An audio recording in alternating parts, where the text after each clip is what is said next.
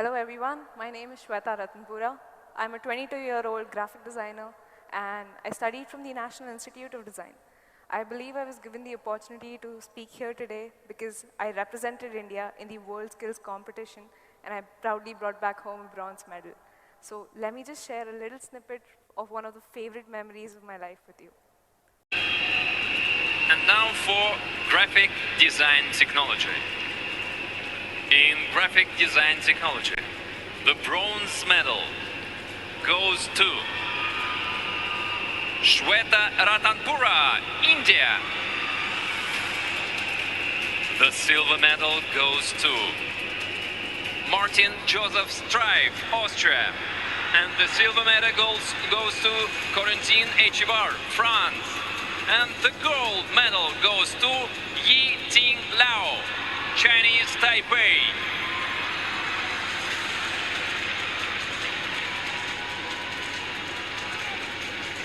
Yeah, the labor has got no boundaries. So, looking at this video, I still get goosebumps because this was really special for me. Carrying the Indian flag on that platform in front of thousands of people was an amazing experience. The journey with WorldSkills started more than a year ago, where India Skills had approached my college for the selection rounds. These selection rounds are very similar to how sports goes on, where it's first from your college or your city level, then from your state, then regionals, and then finally nationals. So I'd gotten selected from my college. They were picking 2 students for each round. I went on to the regionals, and I slowly went on, and I was the silver medalist in nationals. After which, there were 3 more selection rounds, and I received training for more than 8 months. So I was receiving my own skill-specific training for more than 8 to 10 hours a day, and I was exercising, I was controlling my diet. I was also sent to a lot of different countries for training, like Abu Dhabi, Italy, Russia. So, and they say that the training for WorldSkills is equal to 4 years of industry experience. Now, what happens is people receive education in their particular fields, but when they go out in the industry, they don't really know how to do their job right, or what the industry demands, or what are the specific requirements that the client is asking for. And this competition is a very good platform to understand that, to help promote skills in general, and just spread the awareness about the power of skills. Now, my skill was graphic design technology, which deals with branding, editorial, publishing, advertising, and a lot of other things. The competition goes on for 4 days, where you have 6 hours of modules per day.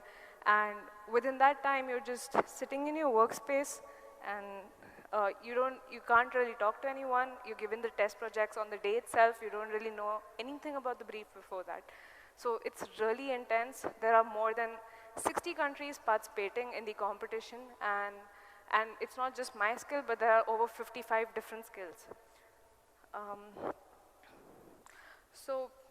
There are creative skills like graphic design technology, 3D game art, jewelry, floristry, and there are tech-related skills like mobile robotics, mechatronics, web technology. You have also service-related skills like beauty therapy, cooking, patisserie, and confectionery. And as you can see, this is the Indian team, and each of them were the best at what they did, and they were representing their country at the WorldSkills competition. So back in 11th and 12th standard, when I decided that I wanted to pick design as my career, that was one of the biggest steps of my life that I had taken. I was really interested in arts back then, but I didn't really know about the options that existed outside of engineering or becoming a doctor or a teacher. In India, we don't really get to know about all those things, especially 4 or 5 years ago. I didn't really know there was a scope for design. So, I mean, I was right in your shoes to all the school students who are here. I was at that crossroads, and in my head, I just didn't want to pick up something that I didn't like, because I knew I wouldn't be having fun with what I pick otherwise. So I took a stand then, and I told my parents that I'm not going to do engineering, which was the first option they were giving me, since I was doing okay with maths and science, and I mean, that was the only route that any of us could see. And I started digging around a lot about what are the other options that I had, what I could do with my life. And so back then I thought picking design was a really courageous step and it was a really bold step. But when I went to this competition, I saw there are hundreds of others like me who sort of picked these unconventional career options, and they're a huge success in that. So, I mean, back then when people used to tell me, okay, be realistic, where are you going to go with arts? What are you going to draw? Are you going to keep doodling all your life? It's not going to work out. But, and I didn't really have this competition or a lot of people to tell me that it could be a success. So, I mean, you can be realistic, but there'll be no magic with that. So I would suggest that all of you keep searching for something that, you can find the excitement in, that you're really passionate about, because when you do, it's all worth it. Work doesn't feel like work. You enjoy every little bit of the time that you're spending doing what you love. So now, so like I spoke about the selection process, there was regionals, there was nationals, and somehow I was just getting by. In the regionals, I stood second.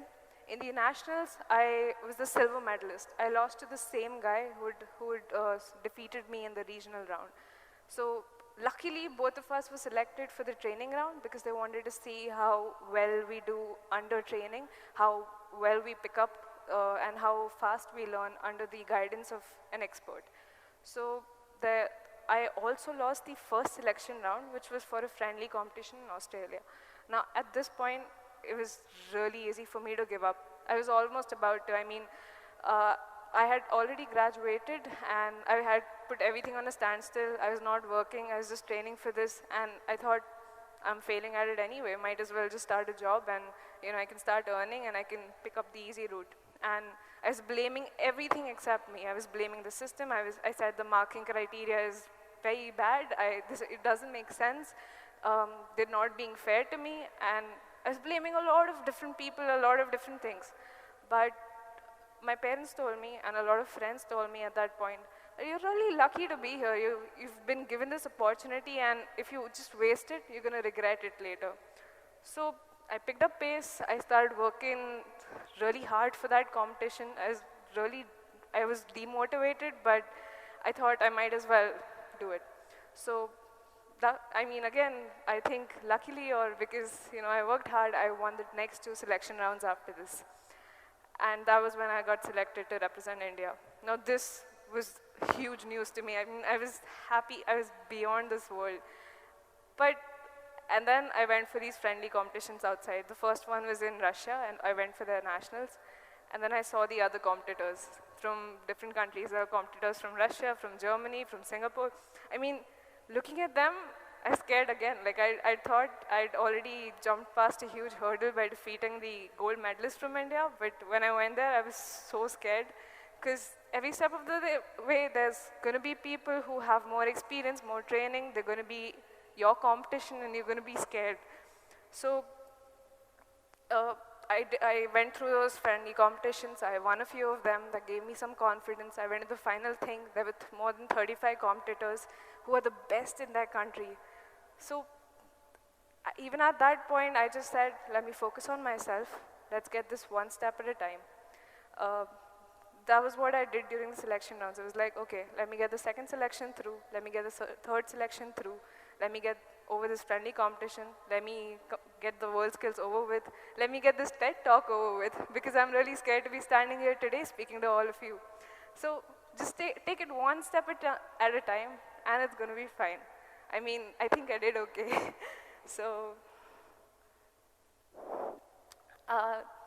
In the end, I would just like to say that I hope all of you have the courage to really find what you're passionate about, to love the work that you're going to do later, and to be given the same opportunities that I received, and to feel as proud as I do standing here today in front of you. Thank you so much.